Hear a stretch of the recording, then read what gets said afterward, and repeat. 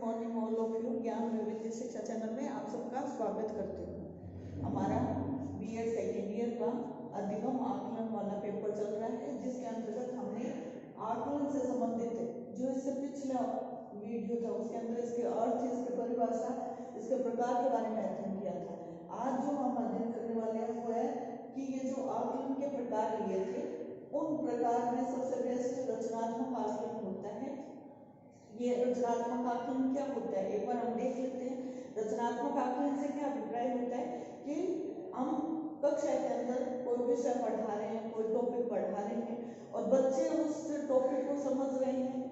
इस चीज की जानकारी हमें कैसे होगी, हम बार बार उसका अवलोकन करेंगे, तो वो हमारा क्या है, रचनात्मक आकलन है। योगात्मक तो क्या होता है, जैसे जैसे हमने एक टॉपिक करवाया उसका हमने असेसमेंट किया, फिर दूसरा टॉपिक उससे जुड़ा हुआ करवाया उसका असेसमेंट किया, तो ये सारे मिलकर के यानी योग कर रहा है। एक चैप्टर का जितने टॉपिक बनते हैं उतने पढ़ाने के समय उसका अवलोकन करना, ठीक है, वो तो क्या होगा, योगात्मक। रचनात्मक से क्या अभिप्राय है, रचनात्मक से अभिप्राय है कि जो भी उस लेसन से संबंधित हमने टॉपिक चयन किया है और उस टॉपिक को हम क्लास में पढ़ा रहे हैं, उसी समय असेसमेंट करना कि बच्चा वास्तव में कितना समझ रहा है, कितना उसको समझना चाहिए, कितना उसमें सुधार की आवश्यकता है। ये सब क्या होता है, रचनात्मक आकलन होता है। आज हम इसी के बारे में अध्ययन करने वाले हैं, जिसके अंदर हम देखेंगे कि जो रचनात्मक आकलन होता है उसके लाभ कैसे होते हैं। लाभ मतलब जैसे शिक्षकों के लिए वो कैसा लाभदायक होता है और विद्यार्थियों के लिए कैसे वो लाभदायक होता है, इसके बारे में हमें थोड़ा सा देखते हैं। शिक्षकों के लिए रचनात्मक आकलन के लाभ, सबसे पहले विद्यार्थी स्तर को जानना। विद्यार्थी स्तर को जानने से क्या अभिप्राय है कि विद्यार्थी का जो लर्निंग पावर है वो कितनी है, उसकी अभियोग्यता कितनी है, उसकी क्षमता कितनी है, उसकी रुचि क्या है, उसकी अभिवृत्ति क्या है, ये सब जानना हमारे लिए जरूरी होता है। और ये सब किससे हम जानेंगे, उस विद्यार्थी का स्तर हम किससे जानेंगे, ये जो रचनात्मक आकलन होगा उससे के द्वारा। अर्थात कहने का मतलब है शिक्षक के लिए रचनात्मक आकलन जो है वो उतना ही आवश्यक है जितना कि उसको उद्देश्य की प्राप्ति के लिए, उस उद्देश्य को प्राप्त करने के लिए जो अधिक से अधिक सुगम विधि को काम में ले रहे हैं, उतना ही ये इम्पोर्टेंट होता है। तो विद्यार्थी के स्तर को जानना, जिससे कि हम अपना शिक्षण कार्य है वो सुगमता से बहुत अच्छे तरीके से करवा सकते हैं। जैसे सपोज कीजिए कोई टॉपिक हम पढ़ा रहे हैं, 30 बच्चों की क्लास है, उसमें से 20 बच्चे अच्छा रिस्पॉन्स दे रहे हैं, हमने अवलोकन किया, लेकिन 10 बच्चे ऐसे हैं जिनका ध्यान इधर नहीं है या फिर वो रुचि नहीं ले रहे हैं। तो इसका हमें पता कैसे चला, इससे रचनात्मक आकलन से, यानी हमने अवलोकन किया उसी से तो पता चला। हमने प्रश्न पूछे, उस प्रश्न का जवाब दिया कि नहीं दिया, ये सब क्या बता रहा है हमें, उस आकलन से संबंधित जो हमारा असेसमेंट हो रहा है, जो हम उस आकलन को मूल्यांकन के आधार पर लेकर के ये जानने का प्रयास कर रहे हैं कि वास्तव में बच्चे किस लेवल तक समझ रहे हैं। तो उन्हें 10 बच्चों के लिए भी हमें जानकारी मिल जाएगी कि उनका जो लेवल है, स्तर है सीखने का, वो कहाँ तक है, किस प्रकार से उनको समझाया जाए जिससे कि हम आसान से आसान मेथड को, शिक्षण विधि को काम में लेकर के उनके शिक्षण जो स्तर है, जो सीखने का स्तर है, उसका पता हम कर सके, सीखने के स्तर को जान सके। स्तर को जानने के लिए भी हमारे लिए जरूरी होता है। दूसरा, अपने निर्देशों में सुधार कर। जैसे क्लास के अंदर हम पढ़ा रहे हैं, बच्चे को समझ में नहीं आ रहा है, हम उन बच्चों से ये कह रहे हैं कि मैं जो पढ़ा रहा हूँ उसको आप ध्यान से सुनो, उससे जो टॉपिक है उस टॉपिक से संबंधित मैं कुछ प्रश्न पूछूंगा, यदि आपने जवाब दिया तो इसका मतलब आपने सीख लिया, और यदि आपने जवाब नहीं दिया तो आपको पनिश किया जाएगा, ठीक है। सिर्फ एक एग्जाम्पल के तौर पर ऐसे स्थिति में क्या होगा कि वो बच्चे सीखने का प्रयास करेंगे, जिनकी रुचि नहीं है, जिनकी अभियोग्यता नहीं है, वो कोशिश कर रहे हैं लेकिन फिर भी उनमें सुधार नहीं हुआ। उसका कारण क्या है कि हमने जो निर्देश दिया था, जो फीडबैक वाली बात कह दी कि हम नेगेटिव रूप से यानी आपको पनिश करेंगे, तो पनिश करने से अभिप्राय क्या है, वो काफी कोशिश करेगा कि मैं सीखूं, लेकिन फिर भी उसके दिमाग में क्या बात चलती रहेगी कि हमें पनिशमेंट मिलने वाला है, यानी वो चाहकर भी उसको नहीं सीख पाएगा। तो ऐसी स्थिति में क्या है कि वो जो अध्यापक है वो अध्यापक क्या निर्देश दे रहे हैं उसमें यदि वो सुधार की गुंजाइश है तो सुधार कर सके, और ये जानने के लिए वो आकलन, रचनात्मक आकलन है, इसका सहारा लेता है, जिससे कि अपने जो शिक्षण प्रक्रिया है, जो शिक्षण का कार्य है, उसमें वो सुधार करके उन बच्चों का जो लेवल है, उसमें सीखने की जो अभिक्षमता है उसको बढ़ाने में मददगार बन सकता है। तीसरा, वर्तमान प्रगति से अवगत होना। किसको? स्टूडेंट को अवगत करवाना वर्तमान प्रगति। जैसे टॉपिक चल रहा है, उस टॉपिक में सामान्य सी चीजें हैं जो छात्रों के पूर्व ज्ञान से जोड़ी गई है, लेकिन छात्र उसका रेस्पॉन्स नहीं दे रहा है। इसका मतलब उसको अवगत करवाया जाएगा कि तुम्हें पहले जो पूर्व ज्ञान से जुड़ी हुई बातें हैं उनको सीखना होगा, उसके बाद में ही हमारा जो ये टॉपिक है उसको आप आगे बढ़ा सकते हो। सपोज कीजिए हमें पता ही नहीं है आकलन क्या है, तो हम कैसे जानेंगे कि रचनात्मक आकलन में ये वर्तमान प्रगति से स्टूडेंट को अवगत करवाना है, कैसे अवगत करवाना है, कौन सा प्रकार है असेसमेंट का जिसके अंतर्गत हम इससे फायदा उठा सकते हैं, इससे लाभ ले सकते हैं। तो इसके लिए हमें क्या करना पड़ेगा? पहले हमें आकलन के बारे में देखना पड़ेगा। सेम वही चीज हम क्लास के अंदर अप्लाई करते हैं कि कोई भी कक्षा है, उस कक्षा के अंदर जो स्टूडेंट है उन स्टूडेंट को जो उनका लेवल है, यानी स्टूडेंट है और उन स्टूडेंट्स को उनका जो लेवल है उस लेवल से अवगत करवा देना, जिससे कि उसके अंदर प्रगति की गुंजाइश है, यानी प्रोग्रेस हो सकती है, या फिर प्रगति नहीं हो रही, प्रगति हो रही है या नहीं हो रही, इसके बारे में यदि उसको सूचना मिल जाती है तो वो कोशिश क्या करेगा कि उसकी प्रगति हो। नहीं वाला क्या कोशिश करेगा कि उसकी प्रगति हो, उसमें प्रोग्रेस आए, उसका जो अधिगम लेवल है वो बढ़े, उसकी रुचि उसमें बढ़े, तो वो उधर ध्यान लगाने की कोशिश करेगा। कहने का मतलब कि वर्तमान में उसकी प्रगति क्या है, उसका जो लर्निंग लेवल है वो कहाँ तक है, ये अगर बच्चा जान जाएगा तो उसकी कोशिश रहेगी कि मैं भी अन्य बच्चों के साथ में रह करके उस टॉपिक को अच्छे से अच्छा कवर कर सकूं। तो ये जो लाभ है ये किसके लिए है? स्टूडेंट के लिए है, लेकिन किससे जुड़ा हुआ है? शिक्षक से जुड़ा हुआ है। शिक्षक को इसी से असेसमेंट से ही पता चलता है, रचनात्मक असेसमेंट से ही, कि बच्चे ने प्रोग्रेस की है तो उससे उसको अवगत करवा दिया जाए, जिससे उसमें और अधिक प्रोग्रेस की संभावना बढ़ जाएगी। चौथा, विद्यार्थी के अनुसार पाठ्यक्रम जो है उसकी गतिविधियों को जान करके उसके अंदर क्या परिवर्तन किया जा सकता है, किस प्रकार का हम उसका सिलेक्शन करें, पाठ्यक्रम का कितना टॉपिक लिया जाना चाहिए, कितने समय में उसको कवर करवाना है, ये सब किससे जान सकते हैं? रचनात्मक आकलन से। सपोज कीजिए हम कहते हैं ये थोड़ा सा टफ टॉपिक है, ठीक है, जैसे आकलन है, मूल्यांकन है, मापन है, ये क्या एक दूसरे से जुड़े हुए हैं। जब तक हम मापन को नहीं जानेंगे तब तक हम मूल्यांकन को नहीं देख सकते, मूल्यांकन को नहीं जानेंगे हमें आकलन का पता नहीं रहेगा। इस कहने का मतलब कि ये एक दूसरे से जुड़े हुए हैं, लेकिन जब तक कंफ्यूजन रहता है, यानी इनको जान नहीं लेते पूरी तरह से, तब तक कंफ्यूजन बना रहता है। जब कंफ्यूजन बना हुआ है इसका मतलब हम उसको ढंग से लर्न नहीं कर पा रहे हैं, उसको सीख नहीं पा रहे हैं, अधिगम नहीं कर पा रहे हैं। तो सेम ऐसा ही शिक्षक क्या करता है कि उस पाठ्यक्रम में कुछ चेंज करता है, या उस पाठ्यक्रम के अंदर जो टॉपिक सरल से कठिन जो टॉपिक होते हैं उनका चयन करके कक्षा के अंदर वो विषय सामग्री को प्रस्तुत करता है, विषय वस्तु को प्रस्तुत करता है। जैसे आकलन तक बढ़े हैं, उससे पहले हमने क्या लिया था? मापन लिया था, फिर मूल्यांकन लिया था, उसके बाद में हमने आकलन टॉपिक लिया है। इसका मतलब हमने पहले मापन से संबंधित जानकारी प्राप्त की, फिर हमने मूल्यांकन को जाना, और फिर अंत में हम किस पर आ रहे हैं? आकलन पर आ रहे हैं। तो इस प्रकार से हमें ये लेवल जान करके आसानी से इसमें सुधार कर सकते हैं। तो ये किसके लिए है? शिक्षक के लिए लाभदायक होता है। कहने का मतलब कि पाठ्यक्रम को बहुत ही सरल बना करके, सरलता से प्रस्तुत करके छात्र का जो अधिगम लेवल है उसमें वृद्धि करवा सकते हैं। ठीक है, ये तो थे हमारे शिक्षक से जुड़े हुए लाभ। अब कुछ है विद्यार्थी से जुड़े हुए कि रचनात्मक आकलन है सिर्फ शिक्षक ही नहीं कर रहा है, बच्चे स्वयं भी कर सकते हैं।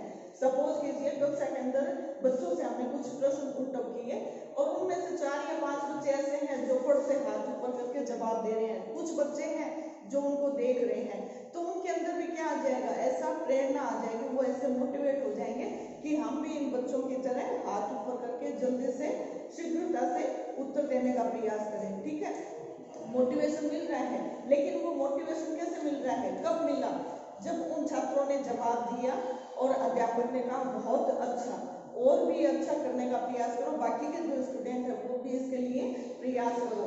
तो ऐसी स्थिति में क्या हो रहा है कि वो बहुत अच्छा उन बच्चों को मान रहे हैं, तो दूसरे बच्चे भी सोचेंगे कि हम भी इनके लिए बहुत अच्छे बने, तो इसके लिए वो क्या करेंगे, थोड़ी मेहनत करेंगे मोटिवेट होकर के, और ऐसी स्थिति में क्या हो जाएगा, बच्चों को भी इससे लाभ मिलेगा। जैसे अधिगम और अधिक करने की प्रेरणा उनको मिलेगी, किससे, रचनात्मक आकलन से। कौन देगा, शिक्षक देगा, साथ वाले बच्चे देंगे।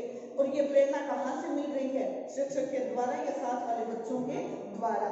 ये उसने कैसे जाना, अपना स्वयं का आकलन करके।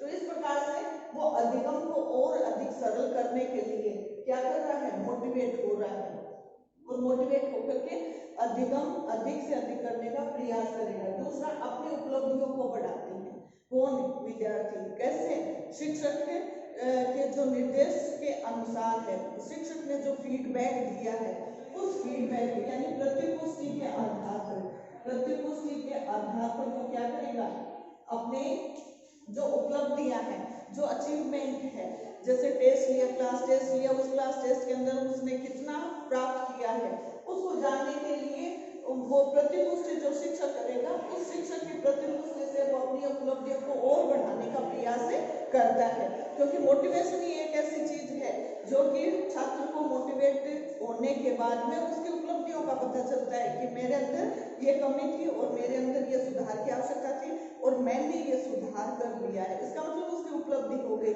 और ये किससे हो रहा है, आकलन से, यानी शिक्षक जो उद्देश्य है उनके द्वारा इस प्रकार का आकलन हो रहा है। तीसरा क्या है, मूल्यांकन परिणाम जानकर अपने विकास में सुधार कर लेना।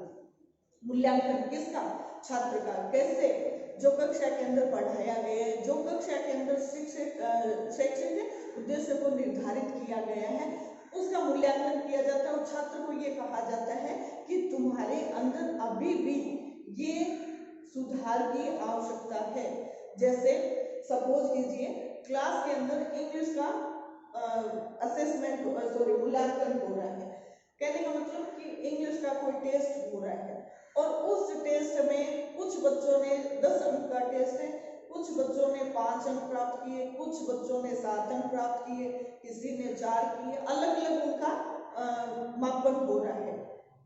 ऐसे स्थिति में जो अध्यापक है वो अध्यापक क्या कर रहा है, उनका मापन कर रहा है, किस आधार पर, अंकों के आधार पर।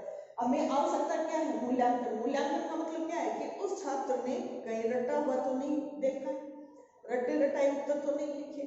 तो ऐसे स्थिति में क्या किया जाएगा कि उससे उन छात्रों को बेसिक जानकारी कितनी है इंग्लिश की, ये जानने के लिए वो क्या कर रहा है, उसका मूल्यांकन कर रहा है। मूल्यांकन क्या है, मूल्यों का अंकन है। मूल्यों का अंकन क्या है कि संपूर्ण तरह से कि इंग्लिश के उसको सेंटेंस भी आ रहे हैं बनाने, उसको टेंस भी आ रहे हैं, उसको आर्टिकल्स का भी नॉलेज है, इस प्रकार की जानकारियां प्राप्त करना। सिर्फ अंकों से तो ये निर्धारित नहीं होगी।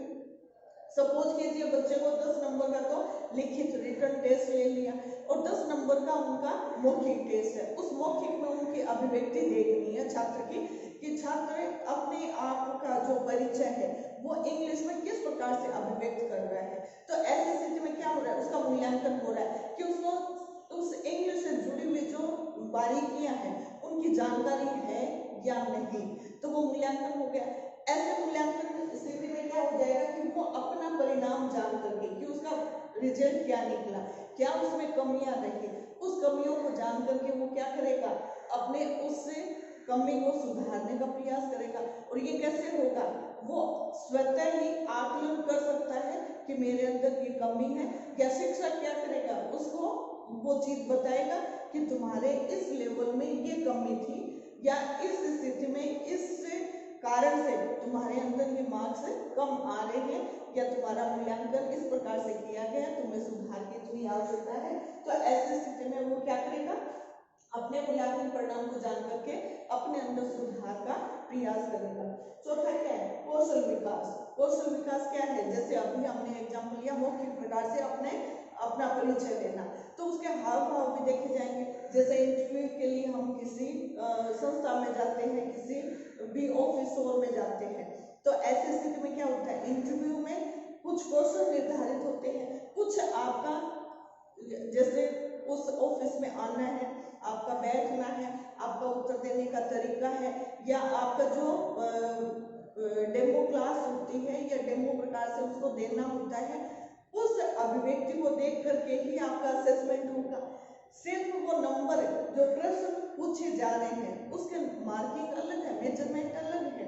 मूल्यांकन आपका व्यक्तित्व देखा जाएगा कि किस प्रकार से आपने अभिव्यक्ति दी है। तीसरा क्या है, असेसमेंट। असेसमेंट क्या कर रहा है, पूरी चीजों को देख रहा है। आप अंदर आ रहे हैं, बैठ रहे हैं, आपने किस प्रकार से जवाब दिया, कितने प्रश्नों का जवाब दिया, आपके जवाब देने का तरीका क्या था, किस प्रकार से था, तो ये क्या है, छोटे छोटे चीजें हैं, इनको हम क्या कहते हैं, कौशल कहते हैं।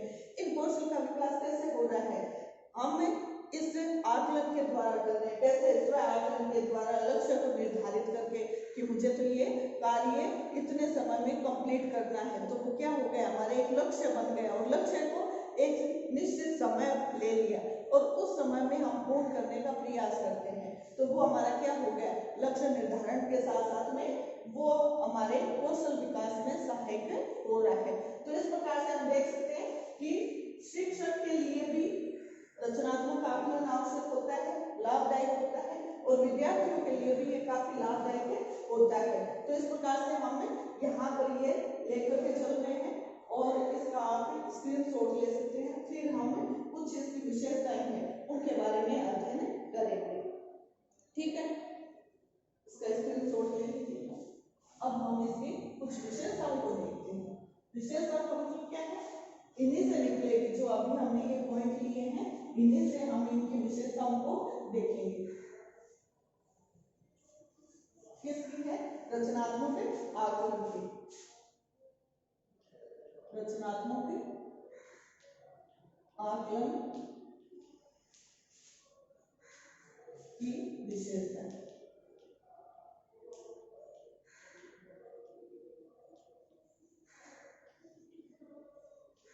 जैसे सबसे पहले हम देख सकते हैं कि ये जो रचनात्मक आकलन होता है वो क्या होता है, निदानात्मक और उपचारात्मक होता है। निदानात्मक व उपचारात्मक कैसे होता है, जैसे कोई प्रॉब्लम आई बच्चे के, स्टूडेंट के कोई प्रॉब्लम आई, तो वो क्या करेगा, उस प्रॉब्लम को सॉल्व करने के लिए किसी शिक्षक की मदद लेगा या अपने परिवार के किसी भी सदस्य से, किसी से भी वो मदद ले सकता है। यदि हम बात करें क्लास के अंदर, तो क्लास के अंदर क्या है, उसके सहयोगी भी हैं और टीचर्स भी हैं, उनका वो सहयोग लेगा। किस स्थिति में, जब उसका आकलन हो रहा है और उस आकलन में कुछ कमियां पाएगी, तो ऐसी स्थिति में क्या हो जाएगा कि उन कमियों को देखा जाएगा शिक्षक के द्वारा, और देख करके वो क्या करेगा, उसका निदान करेगा, उसका उपचारात्मक नीति के द्वारा उस प्रॉब्लम को सॉल्व करने का प्रयास करेगा। कहने का मतलब कि ये रचनात्मक आकलन जो है वो निदानात्मक और उपचारात्मक मेथड से जुड़ा हुआ है। जैसे कि 10th पास के बाद में हम बच्चों का आकलन देख करके करते हैं कि हो सकता है एग्जाम में मार्क्स उसके कम आ गए किसी सब्जेक्ट में, जैसे साइंस की बात करें, और उस बच्चे की रुचि साइंस में है, तो क्लास के अंदर भी ये देखा गया साइंस के अध्यापक के द्वारा कि उस बच्चे की परफॉर्मेंस बहुत अच्छी थी, मार्क्स कैसे कम आ गए पता नहीं, ठीक है, तो ये मूल्यांकन के द्वारा उसको पता चला। लेकिन आकलन से क्या पता चला कि उसके अंदर उस सब्जेक्ट में रुचि थी और वो काफी रुचि लेकर के उस विषय को पढ़ता था, सीखने का प्रयास करता था। तो ये निदान यानी उसके अंदर क्या कमियां रहेगी उसको जानने का, जान करके उसका निदान और उसका उपचार करने का प्रयास किया जाएगा। तो ये किससे जुड़ा हुआ है, रचनात्मक से जुड़ा हुआ है। दूसरा है कि ये जो है ये प्रभावी फीडबैक यानी पुष्टि प्रदान करने वाला है। प्रभावी प्रतिपुष्टि, जैसे क्लास के अंदर असेसमेंट किया जा रहा है, हो सकता है नेगेटिव प्रकार से फीडबैक दें या पॉजिटिव प्रकार से फीडबैक दें, दोनों ही क्या होंगे, उस बच्चे को प्रोग्रेस में मदद करेंगे। जैसे नेगेटिव के अंदर हमने पनिश कर दिया, या सपोज कीजिए क्लास के अंदर कोई फॉर्मूला दिया हुआ, मैथ का पीरियड चल रहा है और उससे मैथ के पीरियड में उसके द्वारा उस फॉर्मूले को ढंग से नहीं बताया जा रहा है, तो ऐसी स्थिति में क्या किया जाएगा, उसको पनिश किया जाएगा कि तुम्हें इसको 5 बार बोलना है, फॉर्मूले को 5 बार बोलना है, 5 बार लिखना है। तो ये क्या हो गया, उसका एक फीडबैक हो गया, कौन सा, नेगेटिव प्रकार का।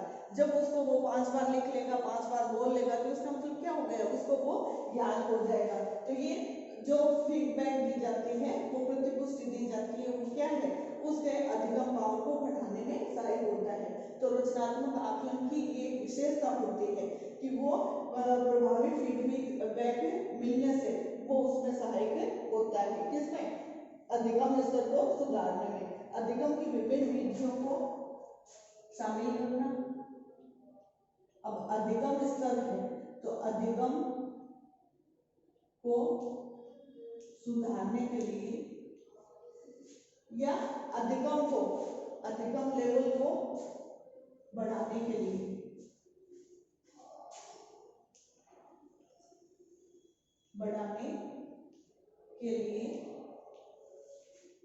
विविध विधियों को काम में लेना। कौन सी विधियां, शिक्षण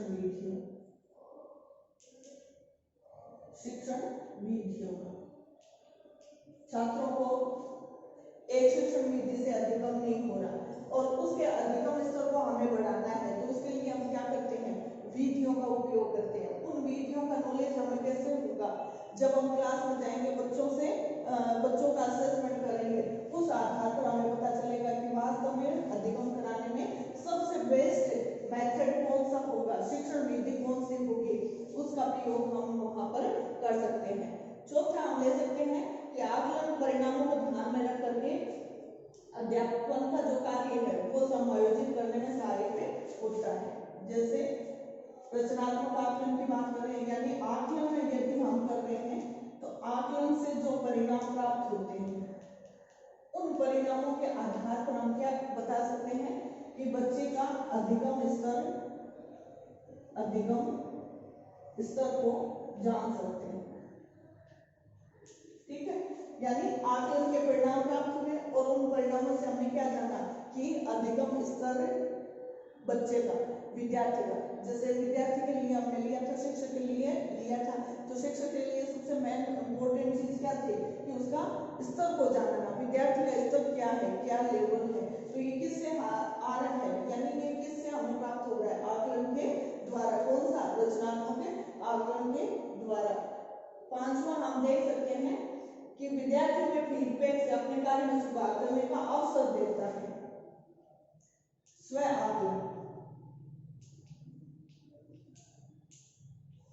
आकलन से विद्यार्थी को फीडबैक मिलेगा